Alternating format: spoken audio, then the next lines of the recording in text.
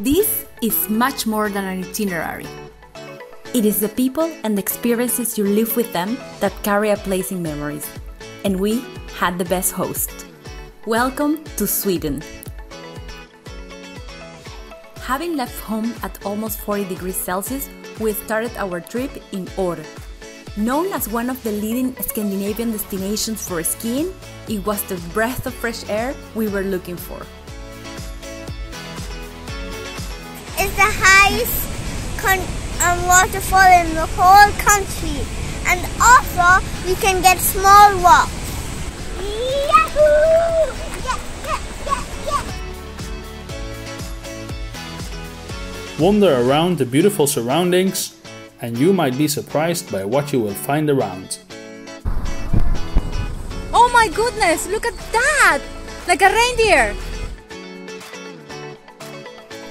We visited the Fröja Gruva, a mining heritage village where we had our first introduction to Swedish traditions. This is Ellen's house. Welcome to her house.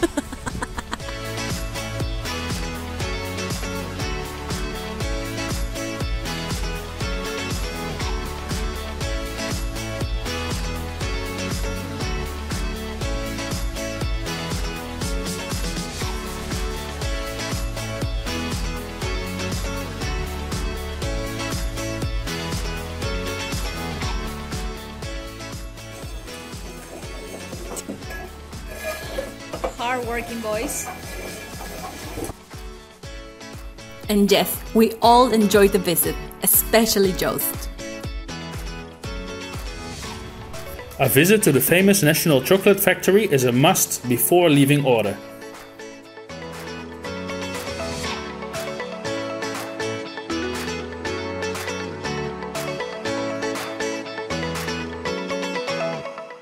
We headed to Hammarstrand, where we learned the real meaning of Allemansraten. You can actually eat this. Commonly known as the right of public access to the wilderness, the interaction with nature does make you feel a part of it all. We ventured into the Döda Fallet, or Dead River. Once the most impressive rapids of the country, it is now a place where you can trek on the dry riverbed and marvel at the natural environment. Yummy! Dalarna is one of those places with picture-perfect landscapes. We met old friends who showed us where to pick up berries, a typical activity in Sweden.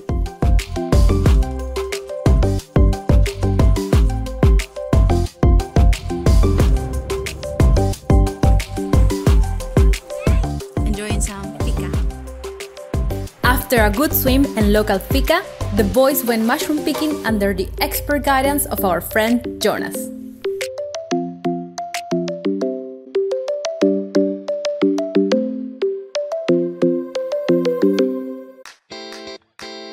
It was a warm day to visit the summer favorite Lake Roderick.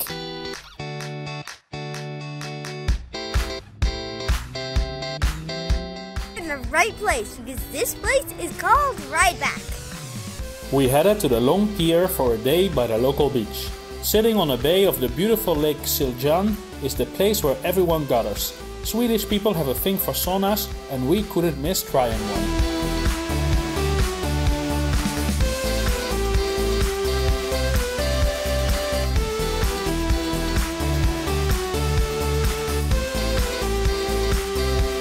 The sun waving us goodbye is something we won't forget.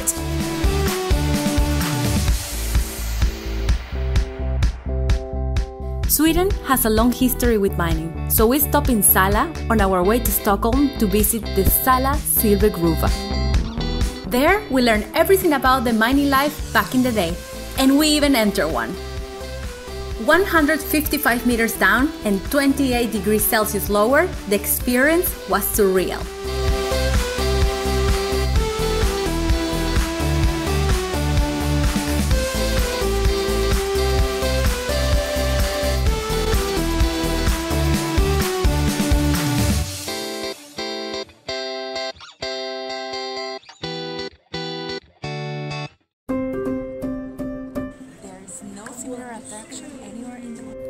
Few cities have the natural sophistication of Stockholm. We spent 2 days in the capital, kicking off our visit with an aerial view of the city at the Sky View. We visited the iconic Skansen for an interactive experience with the Swedish culture and history. Yeah, no, these were the toys that they used to play with when they were children.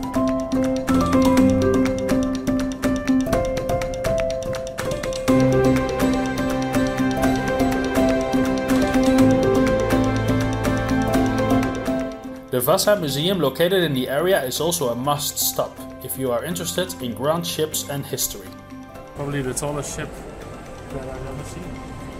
Very impressive.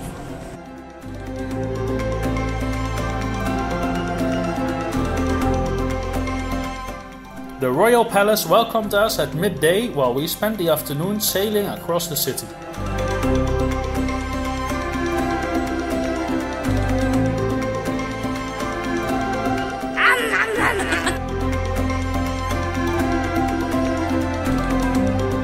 Swedish history is not complete without the Vikings, and we discovered everything about them in the Viking Museum.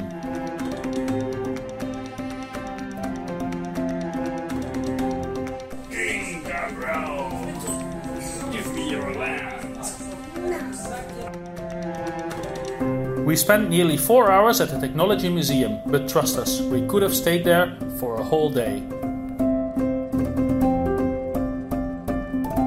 We said farewell to the city at the Gröna Lund, an amusement park that will make you want to come back. After such a great introduction of the Vikings' life in Stockholm, we went for a real expedition to Sigtuna, Viking style.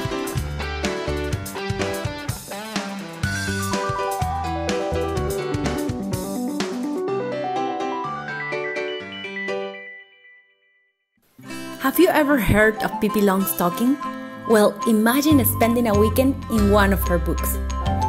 Söderora, one of the islands of the Swedish archipelago, is a place to make a pause and disconnect. Jumping into the cool waters at any given time, roaming the surroundings for adventures, and sailing around the island was our daily schedule.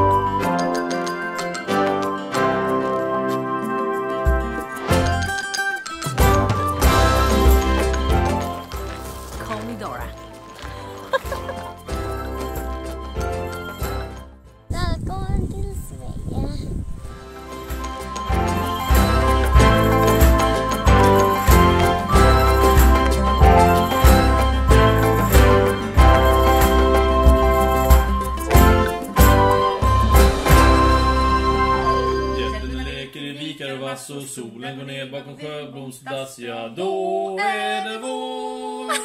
Skål! Skål!